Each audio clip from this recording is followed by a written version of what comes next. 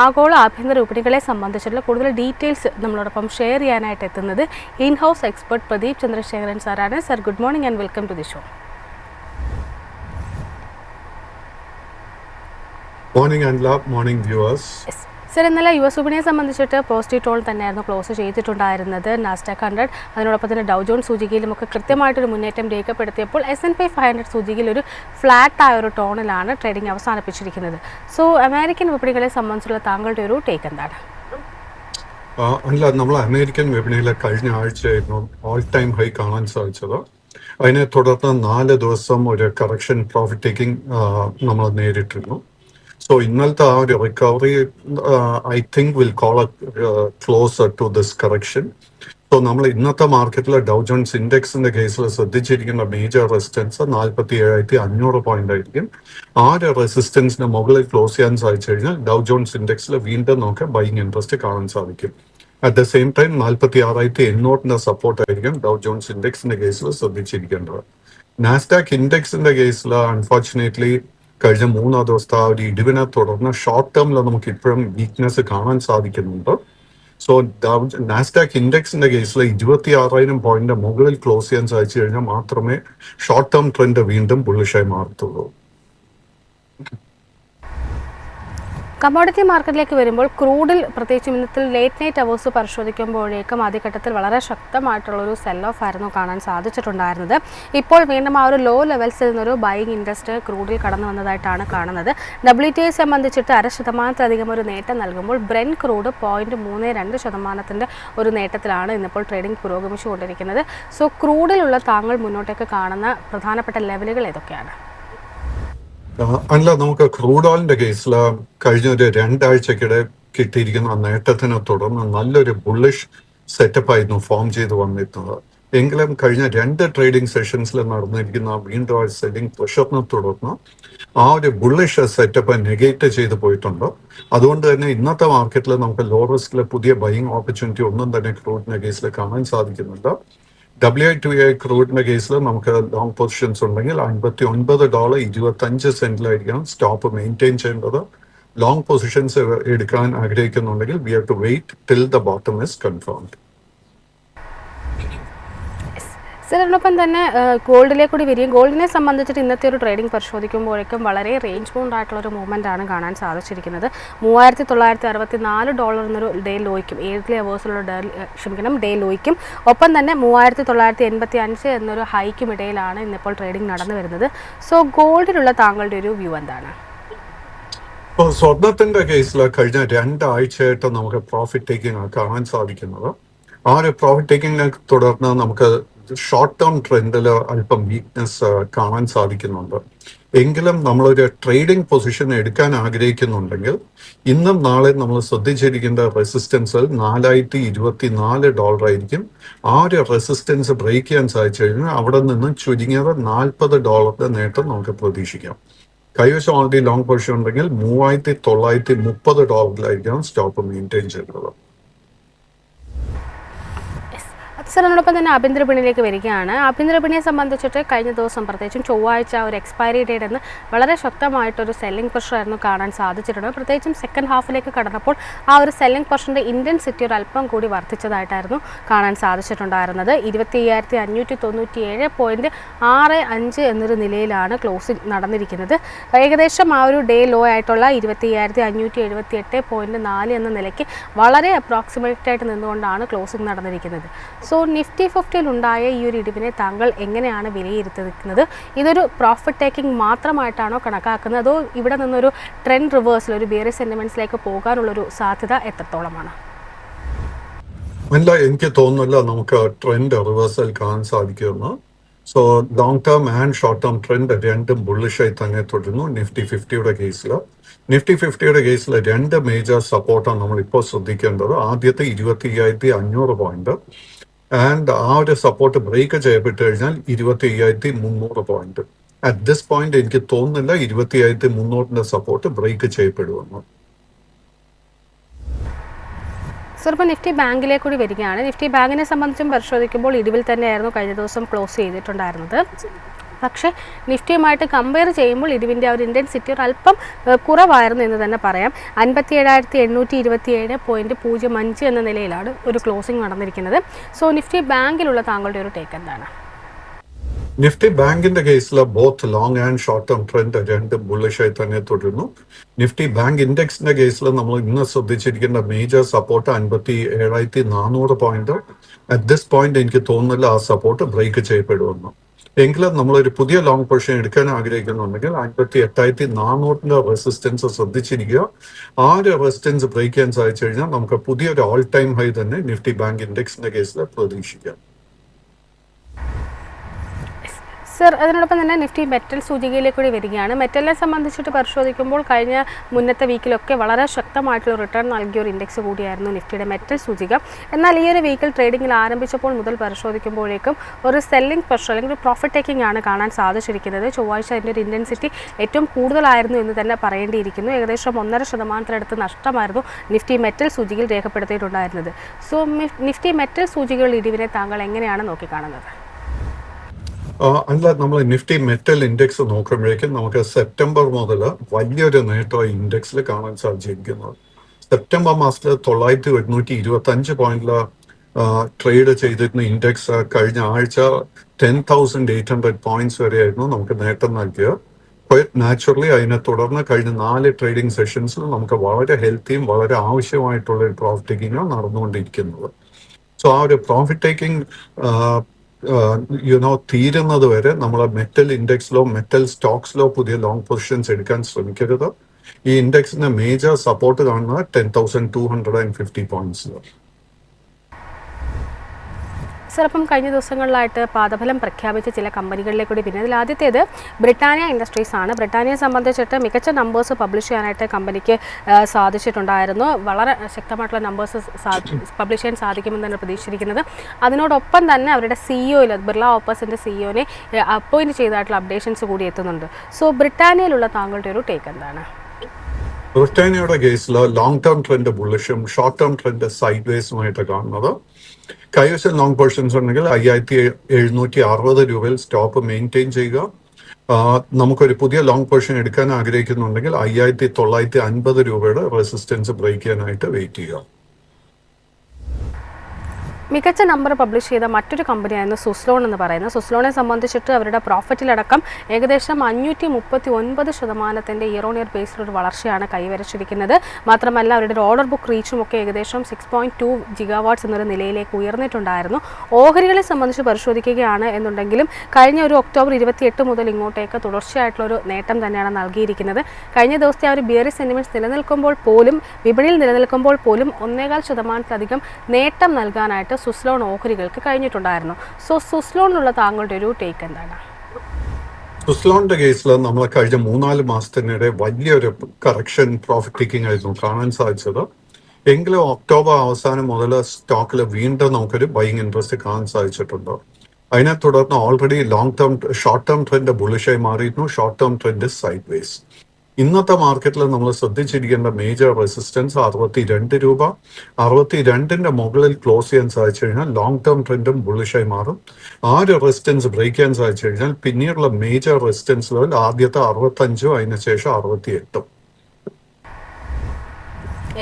Sir, അതിനോടൊപ്പം തന്നെ മറ്റൊരു കമ്പനിയായിരുന്നു റിസൾട്ട് പബ്ലിഷ് ചെയ്ത മറ്റൊരു കമ്പനിയായിരുന്നു പേടിഎം എന്ന് പറയുന്നത്. പേടിഎമ്മിനെ സംബന്ധിച്ച് പരിശോധിക്കുമ്പോഴേക്കും മികച്ച ഭേദപ്പെട്ട കഴിഞ്ഞ ഒരു ഇയർ ഓൺ ഇയർ ബേസുള്ള നമ്പേഴ്സ് പരിശോധിക്കുമ്പോൾ ഭേദപ്പെട്ട നമ്പേഴ്സ് പബ്ലിഷ് ചെയ്യാൻ സാധിച്ചിട്ടുണ്ട്. മാത്രമല്ല രാജ്യത്തെ ആദ്യത്തെ AI സൗണ്ട് ബോക്സ് പുറത്തിറക്കുമെന്ന് അടക്കമുള്ള അപ്ഡേഷൻസും പേടിഎമ്മിൻ്റെ മാനേജ്മെൻറ്റിൻ്റെ ഭാഗത്തുനിന്ന് വന്നിട്ടുണ്ട്.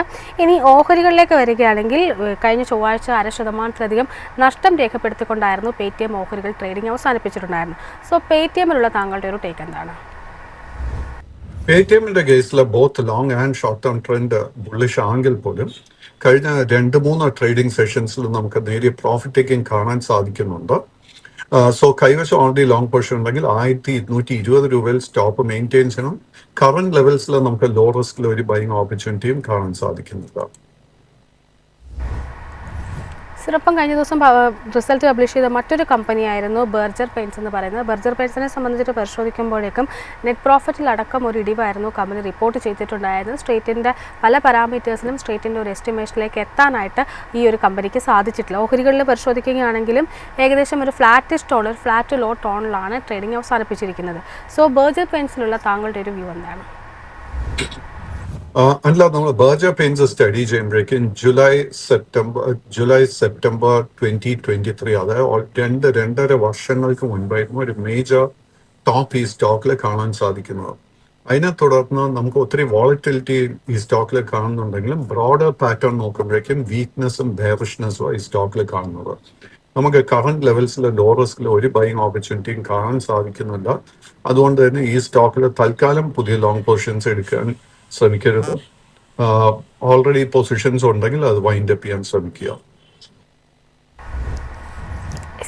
സർ, അതിനോടൊപ്പം തന്നെ ഇനി മറ്റ് ചില ഓഹരികളിലേക്ക് വരില്ല. ആദ്യത്തേത് CG പവർ എന്ന് പറയുന്ന ഒരു ഓഹരിയുമായി ബന്ധപ്പെട്ടുള്ള താങ്കളുടെ ഒരു വ്യൂ ആണ് ചോദിക്കുന്നത്. CG പവറിനെ സംബന്ധിച്ചിട്ട് കഴിഞ്ഞ ദിവസം ഒരു വളരെ ഫ്ലാറ്റായ ഒരു ടോണിലായിരുന്നു ട്രേഡിംഗ് അവസാനിപ്പിച്ചിട്ടുണ്ടായിരുന്നത്. പ്രധാനമായിട്ടും കഴിഞ്ഞ കുറച്ച് ട്രേഡിംഗ് സെഷൻസിലായിട്ട് വളരെ റേഞ്ച് ബൗണ്ട് ആയിട്ടുള്ള ഒരു മൂവ്മെൻ്റ് ആണ് കാണുന്നത്. സോ CG പവറിലുള്ള താങ്കളുടെ ഒരു ടേക്ക് എന്താണ്?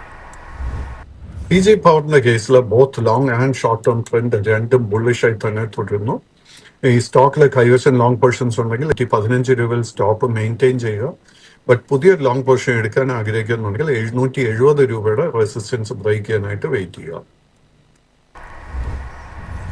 സർ, അടുത്തായിട്ട് ഷിപ്പിംഗ് കോർപ്പറേഷൻ ഓഫ് ഇന്ത്യ എന്ന ഓഹരിയുമായി ബന്ധപ്പെട്ടുള്ള താങ്കളുടെ ഒരു വ്യൂ ആണ് ചോദിക്കുന്നത്. ഷിപ്പിംഗ് കോർപ്പറേഷൻ ഓഫ് ഇന്ത്യയെ സംബന്ധിച്ചിട്ട് പരിശോധിക്കുമ്പോൾ കഴിഞ്ഞ ഒക്ടോബർ 21 ശേഷം 2 ട്രേഡിംഗ് സെഷൻസിൽ വളരെ മാസീവായിട്ടൊരു ബൈങ് ആയിരുന്നു കാണാൻ സാധിച്ചിരുന്നത്.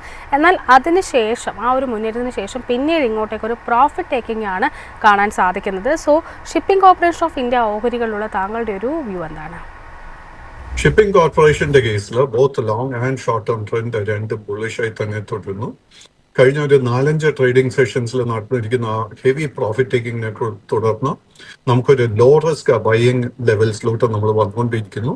നമ്മൾ അടുത്ത 2-3 സെഷൻസിൽ 2 മേജർ സപ്പോർട്ടാണ് ശ്രദ്ധിക്കേണ്ടത്. ആദ്യത്തെ 248, അത് ബ്രേക്ക് ചെയ്യപ്പെട്ട 241.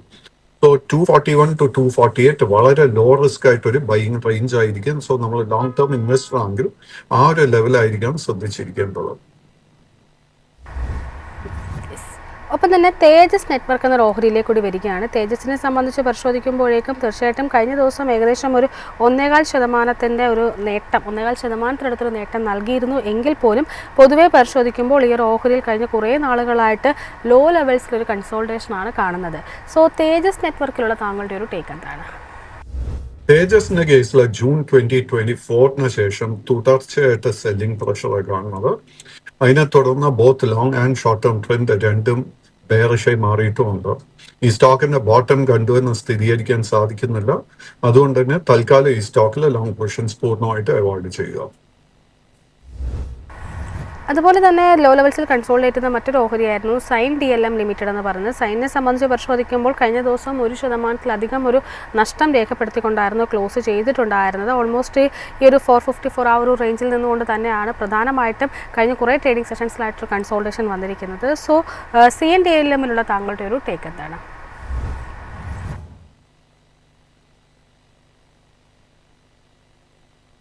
എന്റെ കേസിൽ നമുക്ക് നിലവിൽ long and short term trend രണ്ടും വീക്ക് ആൻഡ് ബെയറിഷ് ആയിട്ടാണ് കാണുന്നത്. ഈ സ്റ്റോക്കിന്റെ കേസിലും 2024 സ്റ്റാർട്ടിങ് മുതൽ തന്നെ തുടർച്ചയായിട്ട് സെല്ലിംഗ് പ്രഷർ കാണുന്നത്. ഈ സ്റ്റോക്കിൽ നമുക്കൊരു ട്രെൻഡ് റിവേഴ്സൽ സ്ഥിരീകരിക്കണമെങ്കിൽ 520 റെസിസ്റ്റൻസ് ബ്രേക്ക് ചെയ്യാനായിട്ട് നമ്മൾ വെയിറ്റ് ചെയ്യണം.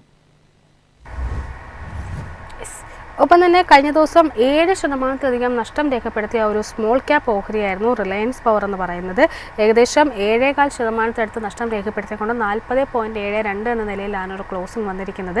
ഈ ഒരു സ്മോൾ ക്യാപ്പ് ഓഹരിയിലുള്ള താങ്കളുടെ ഒരു വ്യൂ എന്താണ്? അല്ല, റിലയൻസ് പവർ, റിലയൻസ് ഇൻഫ്ര മുതലായ സ്റ്റോക്സ് ഒക്കെ അനിൽ അംബാനി ഗ്രൂപ്പിൽ പെട്ടിട്ടുള്ള സ്റ്റോക്കുകളാണ്. സോ ഈ ഗ്രൂപ്പിനെ കുറിച്ച് കഴിഞ്ഞ ഒരു 2-3 ആഴ്ചകൾക്കിടെ ഒത്തിരി നെഗറ്റീവ് വാർത്തകൾ പുറത്തു വരുന്നുണ്ട്. അതിനെ തുടർന്ന് കഴിഞ്ഞ 2-3 ആഴ്ചകളായിട്ട് തുടർച്ചയായിട്ട് സെല്ലിംഗ് പ്രഷർ ഈ 2 സ്റ്റോക്സിൽ നമുക്ക് കാണാൻ സാധിക്കുന്നത്. കൈവശം ലോങ് പൊസിഷൻ ഉണ്ടെങ്കിൽ ഇമ്മീഡിയറ്റ്ലി 2 പൊസിഷൻസ് ഈ 2 സ്റ്റോക്സിനും വൈൻഡപ്പ് ചെയ്യണം. കാര്യം ഈ 2 സ്റ്റോക്കിലും long term trend is turned bearish. ഇതിൽ കൂടുതൽ സെല്ലിംഗ് പ്രഷർ വരും സെഷൻസിൽ നമുക്ക് പ്രതീക്ഷിക്കാം.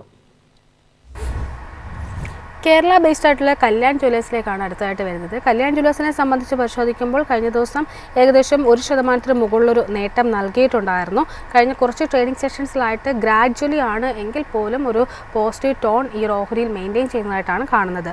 സോ കല്യാൺ ജ്വല്ലേഴ്സിലുള്ള താങ്കളുടെ ഒരു പേഴ്സണൽ വ്യൂ എന്താണ്? കല്യാൺ ജ്വല്ലേഴ്സിന്റെ കേസിൽ കഴിഞ്ഞ 4-5 മാസമായിട്ട് നമുക്ക് വലിയൊരു സെല്ലിംഗ് പ്രോഫിറ്റ് ടേക്കിംഗ് ആയിരുന്നു കാണാൻ സാധിച്ചത്. ബട്ട് എങ്കിലും സെപ്റ്റംബർ മാസത്തിന് ശേഷം ഗ്രാജുവൽ ആയിട്ട് വീണ്ടും ഒരു ബൈയിങ് ഇൻട്രസ്റ്റ് ഈ സ്റ്റോക്കിൽ വന്നു തുടങ്ങിയിട്ടുണ്ട്. അതിനെ തുടർന്ന് both long and short term trend side vase ആയി മാറിയിട്ടുണ്ട്. അടുത്ത 2-3 സെഷൻസിൽ നമ്മൾ ശ്രദ്ധിച്ചിരിക്കേണ്ട റെസിസ്റ്റൻസിൽ 540 ആ റെസിസ്റ്റൻസിന് മുകളിൽ ക്ലോസ് ചെയ്യാൻ സാധിച്ചു കഴിഞ്ഞാൽ long term and short term trend രണ്ടും ബുള്ളിഷായി മാറും.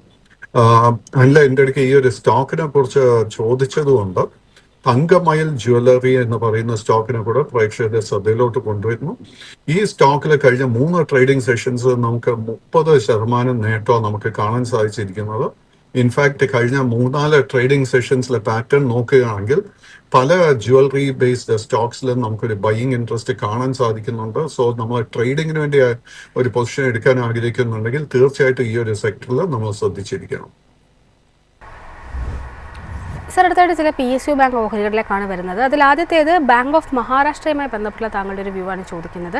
ഈ ഓഹരിയെ സംബന്ധിച്ചിട്ട് കഴിഞ്ഞ ഒക്ടോബർ 16 ഒരു 52 വീക്ക് ഹൈയിലേക്ക് എത്തിയിട്ടുണ്ടായിരുന്നു. പിന്നീട് ഓൾമോസ്റ്റ് ആ ഒരു ലെവലിൽ കൺസോൾഡേറ്റ് ചെയ്യുന്ന ഒരു സ്ഥിതിയാണ് കാണുന്നത്. കഴിഞ്ഞ ദിവസം 2.5% ഒരു നഷ്ടമായിരുന്നു രേഖപ്പെടുത്തിയിട്ടുണ്ടായിരുന്നത്. സോ ബാങ്ക് ഓഫ് മഹാരാഷ്ട്ര ഓഹരികളിലുള്ള താങ്കളുടെ ഒരു പേഴ്സണൽ അനാലിസിസ് എന്താണ്? ബാങ്ക് ഓഫ് മഹാരാഷ്ട്രയുടെ കേസിൽ both long and short term trend രണ്ടും സൈഡ് വേസ് ആയിട്ടാണ് കാണുന്നത്. കൈവശം ലോങ് പൊസിഷൻസ് ഉണ്ടെങ്കിൽ നമ്മൾ 55 രൂപയിലായിരിക്കാം സ്റ്റോക്ക് മെയിൻറ്റെയിൻ ചെയ്യേണ്ടത്. പുതിയ ലോങ് പൊസിഷൻ എടുക്കാൻ ആഗ്രഹിക്കുന്നുണ്ടെങ്കിൽ 62ന്റെ റെസിസ്റ്റൻസ് ബ്രേക്ക് ചെയ്യാനായിട്ട് വെയിറ്റ് ചെയ്യുക.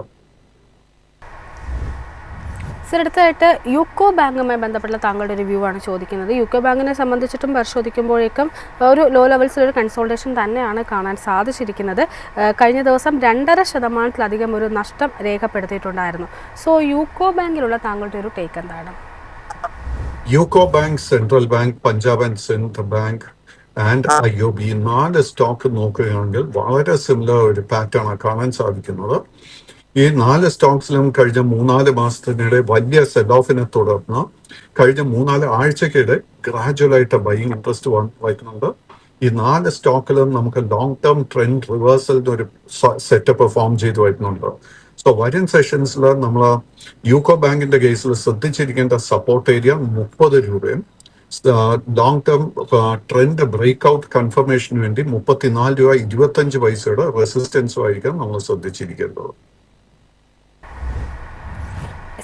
സർ, അതിനൊപ്പം തന്നെ സൗത്ത് ഇന്ത്യൻ ബാങ്കിലേക്ക് കൂടി വരികയാണ്. സൗത്ത് ഇന്ത്യൻ ബാങ്കിലുള്ള താങ്കളുടെ ഒരു ലോങ് ആൻഡ് ഷോർട്ട് ടൈം വിലയിരുത്തൽ എന്താണ്?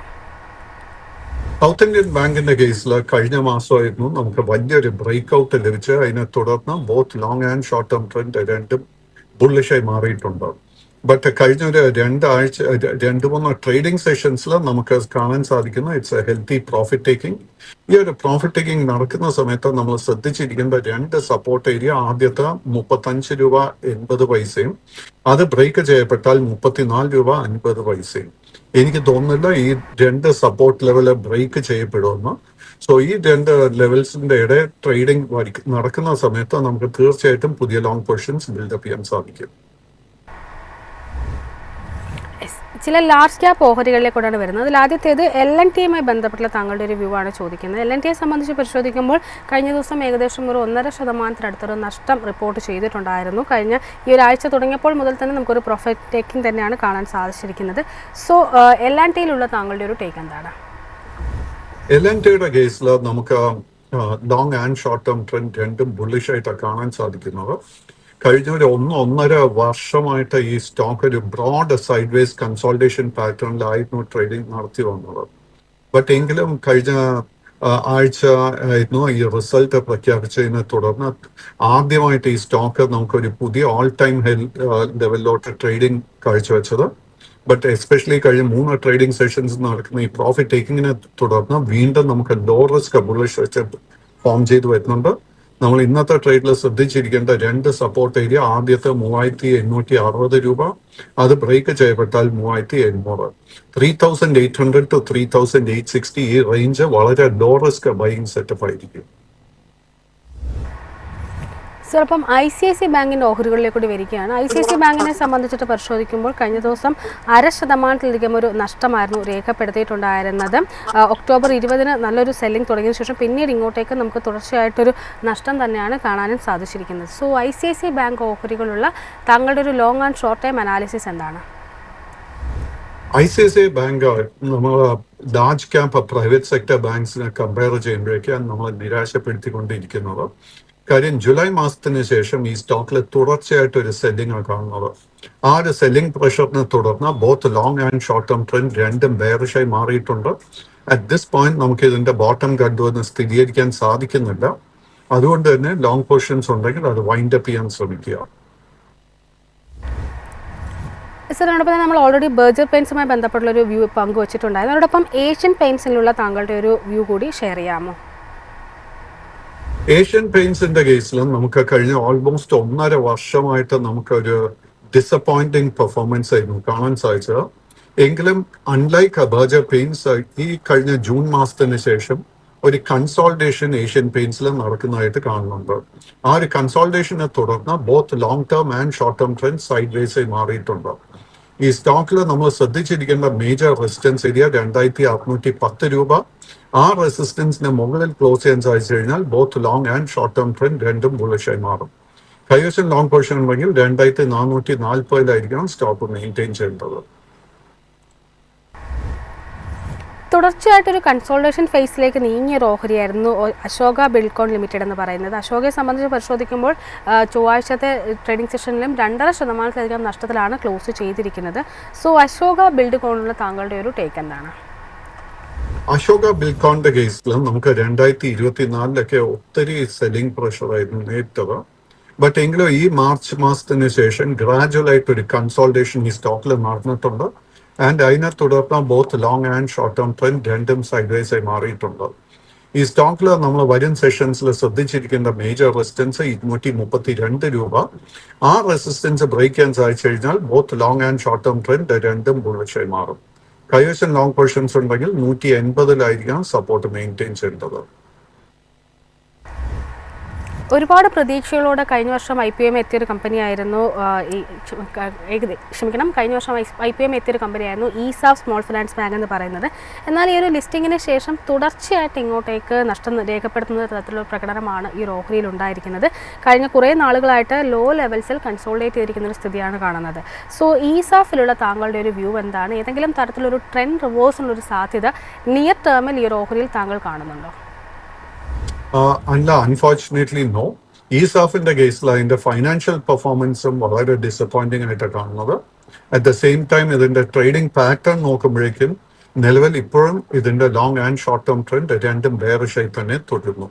ബട്ട് ഈസാഫിനെ കുറിച്ച് ചോദിച്ചതുകൊണ്ട് എന്റെ ശ്രദ്ധ ആക്ച്വലി കഴിഞ്ഞ 2-3 സെഷൻസിൽ വന്നിരിക്കുന്ന it is in the case of Ujjivan small finance bank. ഉജ്ജീവന്റെ കേസിൽ നമുക്ക് ഓഗസ്റ്റ് മാസത്തിന് ശേഷം നല്ല ബൈയിങ് ഇൻട്രസ്റ്റ് വന്നതിനെ തുടർന്ന് both long and short term trend രണ്ടും ബുള്ളിഷായി മാറിയിട്ടുണ്ട്. വരും സെഷൻസിൽ നമ്മൾ ശ്രദ്ധിച്ചിരിക്കേണ്ട റെസിസ്റ്റൻസ് ഈ സ്റ്റോക്കിൽ 53 രൂപ 40 പൈസ. ആ റെസിസ്റ്റൻസ് ബ്രേക്ക് ചെയ്യാൻ സാധിച്ചാൽ പിന്നീടുള്ള റെസിസ്റ്റൻസ് 55. 55ന്റെ റെസിസ്റ്റൻസ് ബ്രേക്ക് ചെയ്യാൻ സാധിച്ചു കഴിഞ്ഞാൽ നമുക്ക് വലിയ നേട്ടം ഈ സ്റ്റോക്കിൽ പ്രതീക്ഷിക്കാം. അതിനോടൊപ്പം തന്നെ ജന സ്മോൾ ഫൈനാൻസ് ബാങ്കിന്റെ കേസിലും നമുക്ക് കഴിഞ്ഞ 2-3 ട്രേഡിംഗ് സെഷൻസിൽ നല്ല ബൈയിങ് ഇൻട്രസ്റ്റ് കാണാൻ സാധിക്കുന്നുണ്ട്. ഈ സ്റ്റോക്കിൽ ആക്ച്വലി നമ്മൾ ലോങ് ടേം ഇൻവെസ്റ്റർ ആണെങ്കിൽ കറന്റ് ലെവൽസിൽ തന്നെ ലോങ് പൊസിഷൻസ് ബിൽഡപ്പ് ചെയ്യാൻ സാധിക്കും. 418 നമ്മുടെ സ്റ്റോപ്പ് മെയിൻറ്റെയിൻ ചെയ്യേണ്ടതും 510 മേജർ റെസിസ്റ്റൻസ് നമ്മൾ ശ്രദ്ധിക്കേണ്ടത്. മറ്റൊരു സ്മോൾ ഫൈനാൻസ് ബാങ്ക് ഇൻവെസ്റ്റേഴ്സിനെയും ട്രേഡേഴ്സിനെയും ശ്രദ്ധയിലോട്ട് വന്നിരിക്കുന്നത് it is Utkarsh small finance bank. ഉത്കർഷിന്റെ കേസിൽ നമ്മൾ ലോങ് പൊസിഷൻ എടുക്കാൻ ആഗ്രഹിക്കുന്നുണ്ടെങ്കിൽ 21 രൂപ 25 പൈസയുടെ റെസിസ്റ്റൻസ് ശ്രദ്ധിക്കുക. അതിന് ശേഷമുള്ള റെസിസ്റ്റൻസ് 22 രൂപ 20 പൈസ. 22.20 റെസിസ്റ്റൻസ് ബ്രേക്ക് ചെയ്യാൻ സാധിച്ചാൽ വലിയ നേട്ടം ഈ സ്റ്റോക്കിൽ പ്രതീക്ഷിക്കാം. Thank you so much Pradeep sir, ഇത്രയും സമയം ഞങ്ങളോടൊപ്പം സ്പെൻഡ് ചെയ്തത്. Thank you. ഏതായാലും നമ്മളുടെ ഇന്നത്തെ ഒരു സെഷൻ ഇവിടെ വൈൻഡപ്പ് ചെയ്യാനുള്ളൊരു സമയമായിരിക്കുകയാണ്. പ്രേക്ഷകരുടെ പ്രത്യേക ശ്രദ്ധയ്ക്ക് ഇവിടെ നൽകിയിരിക്കുന്ന ഇൻഫർമേഷൻസ് ഒന്നും തന്നെ യാതൊരു തരത്തിലെ സ്റ്റോക്ക് റെക്കമെൻഡേഷനോ സോളിസിറ്റേഷനോ അല്ല. നിങ്ങൾ നിക്ഷേപം നടത്തുന്നതിന് മുമ്പ് തീർച്ചയായിട്ടും ഒരു രജിസ്റ്റേർഡ് അനലിസ്റ്റിൻ്റെ അഡ്വൈസ് ചെയ്തതിന് ശേഷം മാത്രം നിക്ഷേപം നടത്തുക. ഏതായാലും അല്പസമയത്തിനകം മാർക്കറ്റിൻ്റെ കൂടുതൽ ഓപ്പണിംഗ് ഡീറ്റെയിൽസും ഒപ്പം തന്നെ സ്റ്റോക്ക് ന്യൂസും ഒക്കെ ആയിട്ട് മാർക്കറ്റ് സ്ക്രീനറിൽ കാണാം. Stay tuned.